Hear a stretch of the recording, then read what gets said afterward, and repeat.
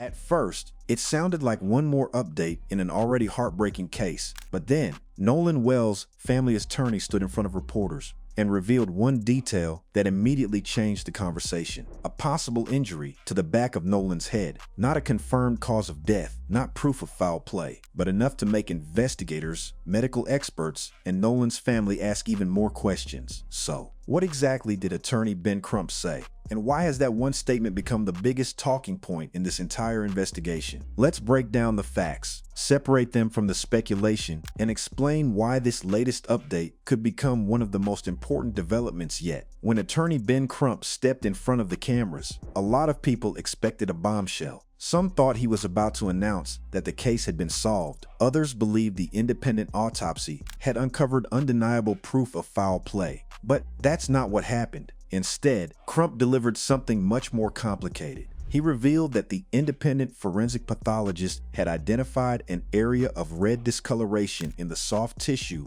near the back of Nolan Wells' head. Was it evidence of trauma? Could it have happened before Nolan entered the water? Or was it simply a change caused after death? The honest answer, nobody knows yet. And that's exactly why this latest update has become so significant. According to the preliminary findings presented by the family's legal team, the independent pathologist could not determine Nolan's cause or manner of death. Both remain officially listed as undetermined pending further investigation. Now, that may sound frustrating, but in forensic medicine, undetermined doesn't mean investigators have given up. It means the available evidence isn't enough to reach a medically supported conclusion. And in this case, there were several reasons why. The independent examination took place after Nolan's body had already undergone the original state autopsy. By that point, the body had experienced advanced decomposition. On top of that, certain internal neck and throat structures had been retained during the first autopsy for additional examination, a standard forensic practice, which meant the independent pathologist couldn't examine every structure personally. That limitation matters, because when investigators are trying to determine exactly how someone died, every piece of anatomy can provide important clues. Without the complete picture, medical experts have to be careful about drawing conclusions. And that's exactly what Dr. Roger Mitchell did. Rather than speculate, he simply explained what he could and couldn't say based on the evidence available. Meanwhile, Ben Crump focused on a different point. He said the family isn't claiming they've solved the case. They're saying there are still questions that deserve answers. Questions like, how did Nolan become separated from the friends he arrived with?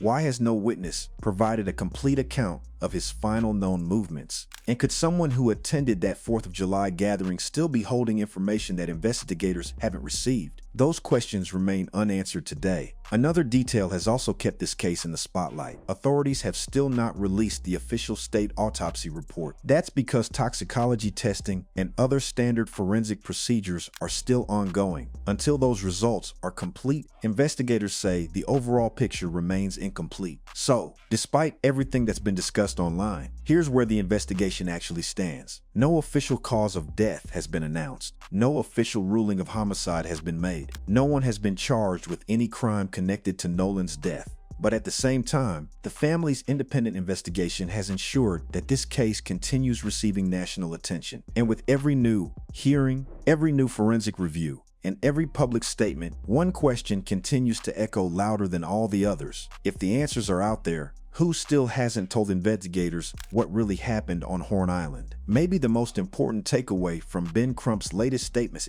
isn't what he said, it's what he didn't say. He didn't stand in front of cameras and declare the case solved. He didn't accuse a specific person, and he didn't claim the independent autopsy proved Nolan was murdered. Instead, he asked for something much simpler, a complete investigation. That's an important distinction, because in high-profile cases like this, one sentence can completely change the public conversation. And unfortunately, that's exactly what happened online. Within hours of the press conference, posts started appearing with headlines claiming the head injury proved foul play. Others insisted investigators had been covering something up from the very beginning. But when you listen carefully to what was actually said, that's not the conclusion. The independent pathologist identified a finding that deserved further attention. He also made it clear that, because of the condition of the body and the limitations of the examination, he could not say with medical certainty what caused Nolan's death. Those two facts exist together, and that's why investigators still have work to do. It's also worth remembering This isn't a courtroom drama on television. Real investigations rarely move in a straight line. Sometimes, evidence points in one direction. Then new forensic testing raises different questions. A witness remembers a detail they overlooked. A phone record is analyzed again. Or surveillance footage reveals something investigators didn't notice the first time. Cases evolve. That's why experienced investigators are careful not to rush to conclusions, because once a conclusion is reached, it has to stand up in court, not just on social media. For Nolan's parents, every new development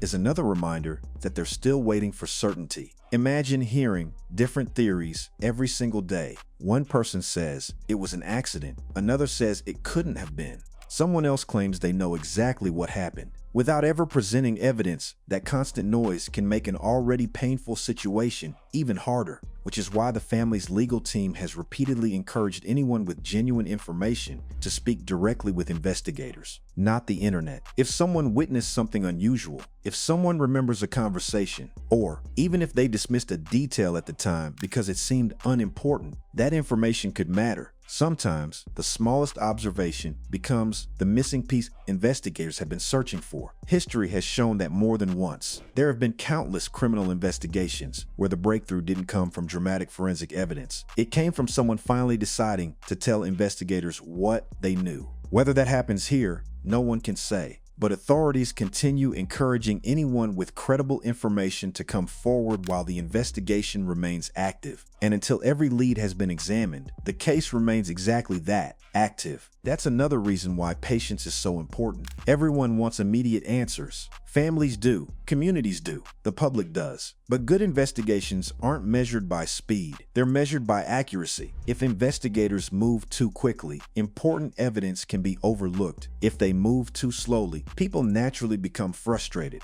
Finding the balance between those two realities is one of the biggest challenges law enforcement faces in cases like this. As for the reported head finding, experts will continue evaluating how, or even if, it fits into the larger timeline. Could it ultimately prove significant? Possibly. Could there be another medical explanation? That's also possible. Right now, both remain possibilities, not conclusions. And that's exactly why this story continues to hold so much public attention, because despite weeks of investigation, the central question remains unchanged. What happened during Nolan Wells' final hours? Until investigators can answer that with confidence, every new hearing, every forensic update, and every public statement will continue drawing national attention, not because people enjoy mystery, but because everyone hopes this family eventually receives the clarity they've been searching for. And when that day comes, it won't be because of speculation, it won't be because of viral posts, and it won't be because someone guessed correctly online. It will be because the evidence led investigators there.